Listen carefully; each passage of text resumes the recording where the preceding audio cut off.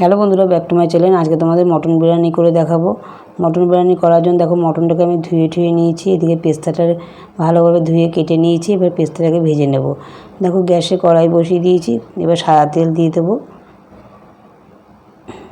দিয়ে এবার পেঁয়াজটাকে ভালো করে ভেজে নেব। পেস্তাটা কিন্তু একটু ছাকা তেলেই ভাজতে হয়, বেশি করে তেল দিয়ে পেস্তাটাকে ভেজে নেবে। সামান্য একটু নুন দিয়ে দিলাম। দেখো পেস্তাটা কিন্তু আমার ভাজা হয়ে গেছে। এবার তেল ঝরিয়ে আমি তুলে নেব। আমি এখানে একটা থালার মধ্যে টিস্যু পেপার নিয়ে নিই। টিস্যু পেপারের মধ্যে ছড়িয়ে দিচ্ছি, তাহলে তেলটা টেনে যাবে। এই তেলের মধ্যেই আমি আলুটা ভেজে নেব।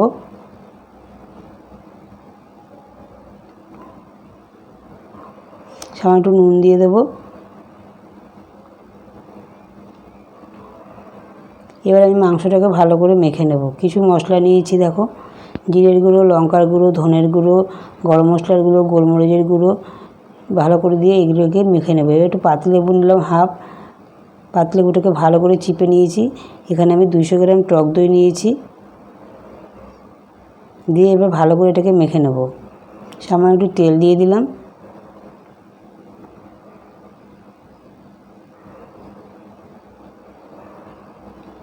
এরপর আমি এখানে একটু বিরিয়ানির মশলা দিয়ে দেবো।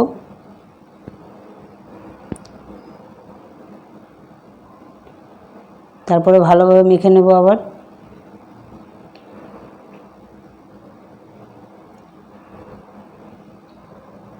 এখানে আমি আদা, রসুন, কাঁচা লঙ্কা পেস্ট করে রেখেছিলাম, সেটা দিয়ে দিলাম। সেটা দিয়ে ভালো করে আবার মেখে নেব। এখানে আমি 1 চামচ গোলাপ জল, 1 চামচ কেওড়া জল দিয়ে দিলাম। দিয়ে ভালো করে মেখে 1 ঘন্টার জন্য রেস্টে রেখে দেবো। এদিকে আমি রাইসটার জন্য জল বসিয়ে দিয়েছি। জলে আমি 3-4টে তেজপাতা দিয়ে দিলাম, গোটা দারচিনি দিয়ে দিলাম, ছোটো এলাচ আর লবঙ্গ দিয়ে দিলাম। সামান্য একটু সাদা তেল দিয়ে দেবো। ভাতটা কিন্তু তেল দিলে ঝরঝরে হবে। এখানে আমি 1 ঢাকনা গোলাপ জল, 1 ঢাকনা কেওড়া জল দিয়ে দেবো। তাতে কী হবে, রাইসটা কিন্তু খুব সেন্টে বেরোবে। সামান্য একটু নুন দিয়ে দিলাম। নুন দিয়ে এবার ভালো করে নাড়াচাড়া করে নেব জলটাকে। জলটা ফুটলে তারপরে চালটা দিয়ে দেবো। এদিকে আমি দেখো দুধটা দিকে রেডি করে নেব। দুধের মধ্যে আমি 2 ঢাকনা কেওড়া জল দিয়ে দেবো।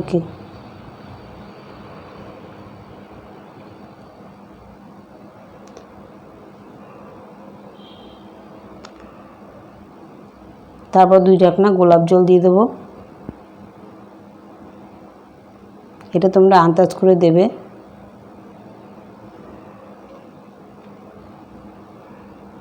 আর আতরটা আমি পুরোটাই দিয়ে দেবো।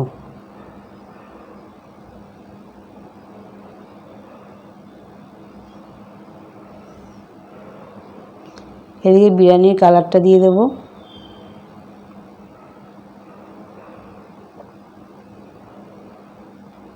ভালো করে মিশিয়ে এবার সাইডে রেখে দেবো। এবার আমি মাংসটাকে প্রেসারে দিয়ে দেবো। 4টে সিটি দিয়ে দেবো। 4টে সিটি মারলেই কিন্তু মাংসটা সিদ্ধ হয়ে যাবে। এদিকে দেখো আমার রাইসটা কিন্তু হয়ে গেছে। 80% কিন্তু সিদ্ধ করতে হবে।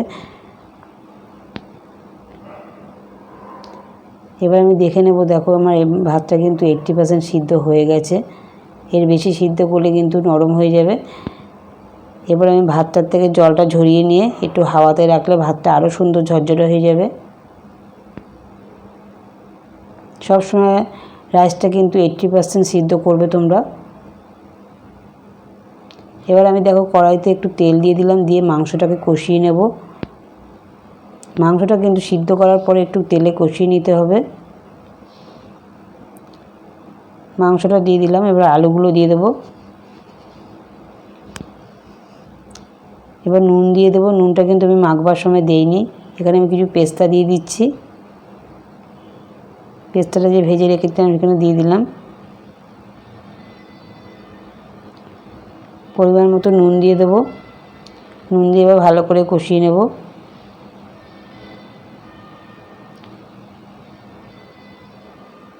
প্রেশারে যে গ্রেভিটা ছিল সেই গ্রেভিটাই আমি দিয়ে দিলাম। আমি কিন্তু কোনো এখানে জল ব্যবহার করিনি, মাংস থেকে যেটুকু জল বেরিয়েছে সেটাই কিন্তু আমি এখানে দিয়ে ভালোভাবে এটা কষিয়ে নেব।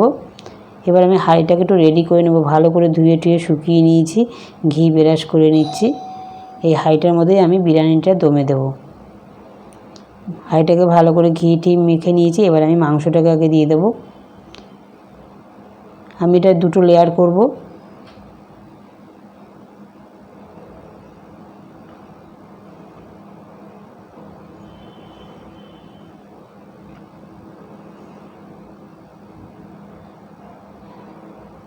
মাংসটা দেওয়া হয়ে গেছে, এবার আমি রাইসটা দিয়ে দেবো।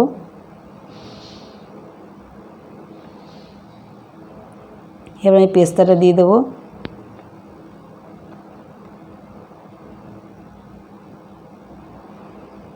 তারপর বিরিয়ানির মশলাটা দিয়ে দেবো।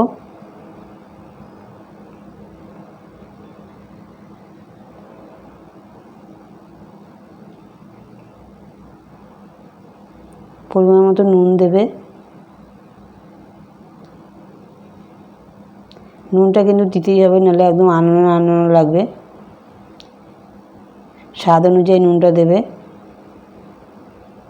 চারিদিকে ছড়িয়ে ছড়িয়ে দেবে, একদিকে দিয়ে রাখবে না।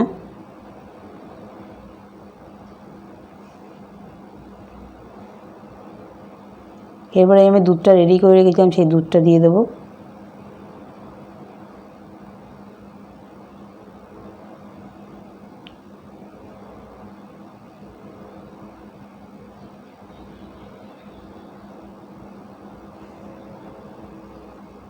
এবার ঘিটা দিয়ে দিলাম।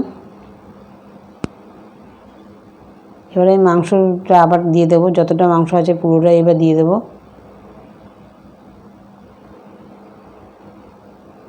পুরো মাংসটা দেওয়ার পরে রাইসটা দিয়ে এবার আমি দমে দিয়ে দেবো।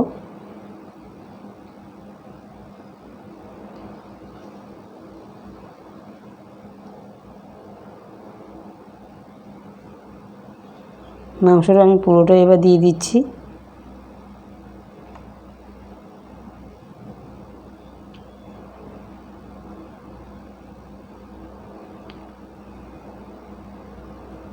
পুরো মাংসটা দিয়ে দেওয়ার পর এবার রাইসটা আমি পুরো দিয়ে এবার 30 থেকে 35 মিনিট দমে দিয়ে দিলাম। দমে দেওয়াটা তোমাদের আমি দেখাতে পারলাম না, তাই দেখো বিরিয়ানিটা কত সুন্দর হয়েছে। 30 থেকে 35 মিনিট দমে রাখলেই বিরিয়ানিটা পুরো রেডি।